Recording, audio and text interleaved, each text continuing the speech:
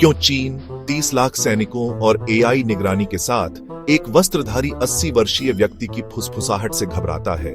2016 में बीजिंग ने केवल दलाई लामा की यात्रा पर विचार करने के लिए श्रीलंका को आर्थिक बर्बादी की धमकी दी थी। एक मुलाकात नहीं, एक विचार। यह सीमाओं के बारे में नहीं है, यह एक ऐसे विचार के बारे में है जो टैंकों, फायरवॉल और 70 वर्षों के दमन से बच गया। इस आदमी में ऐसा क्या है जो पोलित ब्यूरो की बैठकों को संकट कक्षों में बदल देता है? आइए उस डर का विश्लेषण करें जो शी जिनपिंग को जगाए रखता है। फरवरी 1959, चीनी तोपखाने ल्हासा की सड़कों पर गोले बरसाते हैं। 24 वर्षीय दलाई लामा एक सैनिक के रूप में छिपकर हिमालय में भाग जाते हैं। माओ हंसते हैं, उसे जाने दो, वह अप्रासंगिक है।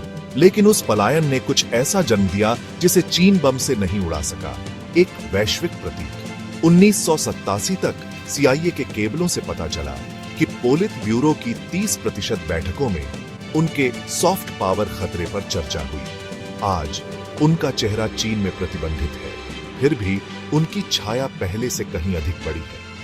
क्यों एक शासन जिसने तियानमेन स्क्वायर को कुचल दिया अभी भी एक भिक्षु की याद से कांपता है? वेइबो पर दलाई लामा खोजें, आपको राज्य के प्रचार के अलावा कुछ नहीं मिलेगा। अलगाववादी, भेड़ के वस्त्र में भेड़िया, गद्दार। लेकिन यहां विरोधाभास है। उन्होंने बार बार कहा है तिब्बत चीन का हिस्सा है, तो यह उन्माद क्यों? क्योंकि सच्चाई वायरल होती है। 2010 में उन्होंने रॉयटर्स को बताया चीन सेनाओं से नहीं, विचारों से डरता है। 2023 की सिटीजन लैब की एक रिपोर्ट में पाया गया कि तियानमेन की तुलना में दलाई लामा चीन की महान दीवार को तेजी से ट्रिगर करता है। वे क्या छिपाने के लिए इतने बेताब हैं? 2007 में चीन ने घोषणा की सभी पुनर्जन्मों के लिए राज्य की मंजूरी आवश्यक है। हां, नास्तिक कम्युनिस्ट पार्टी अब तय करती है कि मृतकों में से कौन लौटेगा। उनका लक्ष्य एक कठपुतली दलाई लामा स्थापित करना। लेकिन तिब्बती बौद्ध धर्म राजनीतिक हस्तक्षेप को अस्वीकार करता है। यदि चीन एक नकली अवतार को मजबूर करता है तो क्या तिब्बती विद्रोह करेंगे?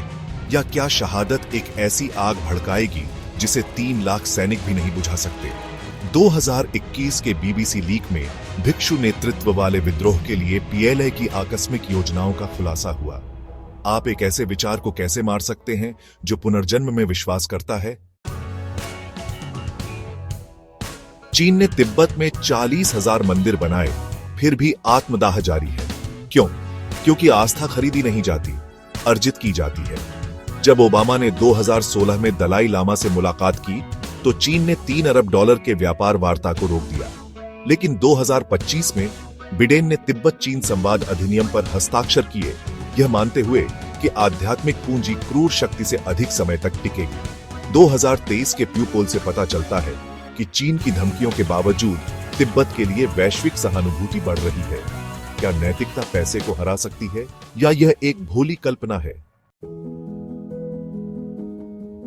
दलाई लामा का मध्य मार्ग स्वतंत्रता नहीं, बल्कि वास्तविक स्वायत्तता चाहता है। लेकिन यहां बीजिंग का दुःस्वप्न है।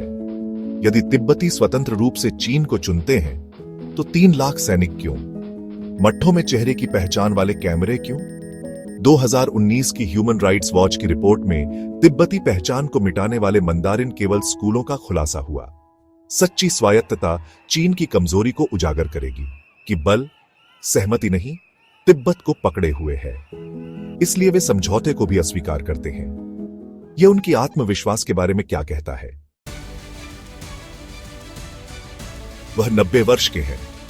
चीन ने 1976 से उनकी मृत्यु की योजना बनाई है, लेकिन शहादत नाटकीय रूप से उल्टा पड़ सकती है।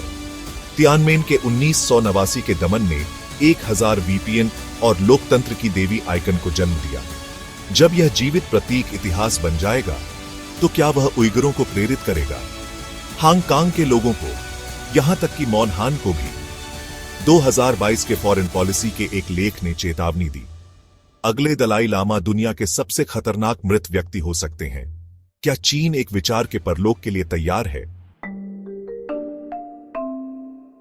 परम विडंबना, अलगाववादी 10 मिलियन हान चीनी को बौद्ध धर्म सिखाता है। उसका अपराध एक दर्पण पकड़ना। यदि तिब्बती 70 वर्षों के बाद भी विरोध करते हैं तो शिनजियांग का क्या, ताइवान का या स्वयं हान का?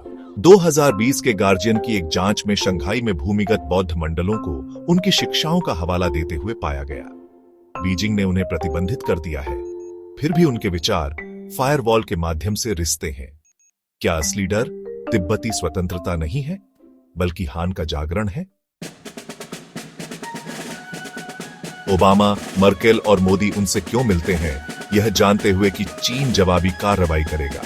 2014 में दक्षिण अफ्रीका ने व्यापार खोने के डर से उन्हें वीजा देने से इनकार कर दिया, लेकिन 2016 में यूरोपीय संघ ने उन्हें सखारोव पुरस्कार से सम्मानित किया।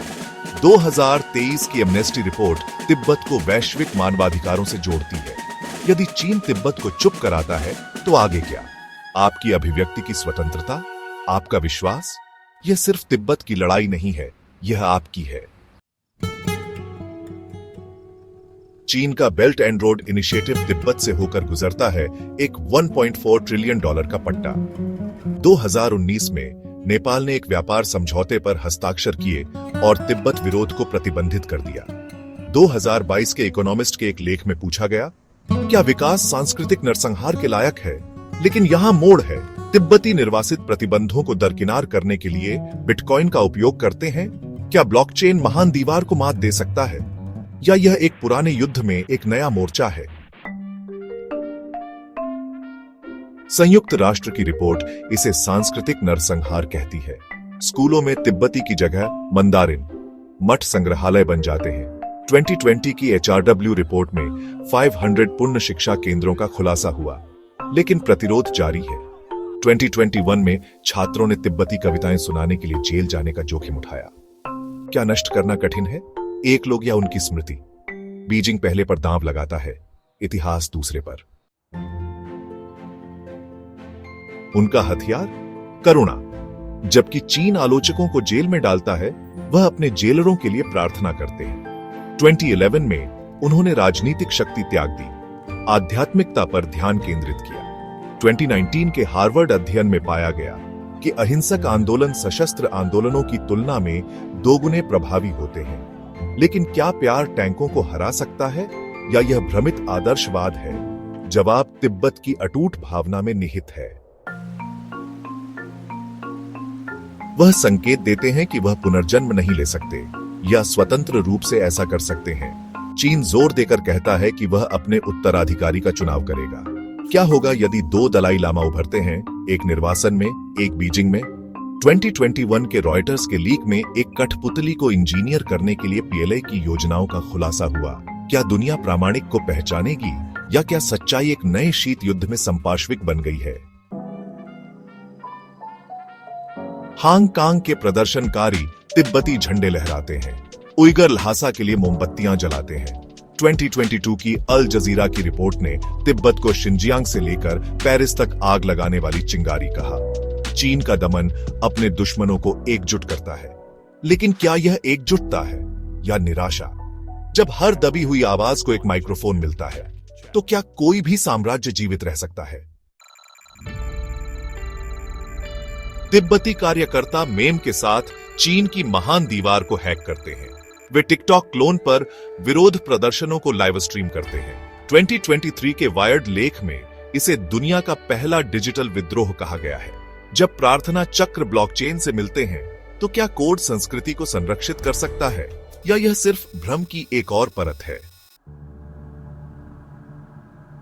साम्राज्य उठते हैं और गिरते हैं, विचार उन सभी से आगे निकल जाते हैं। दलाई लामा का असली खतरा यह साबित करना कि आस्था शक्ति से परे है, कि एक भिक्षु की फुसफुसाहट एक तानाशाह की चीख से भी तेज गूंज सकती है।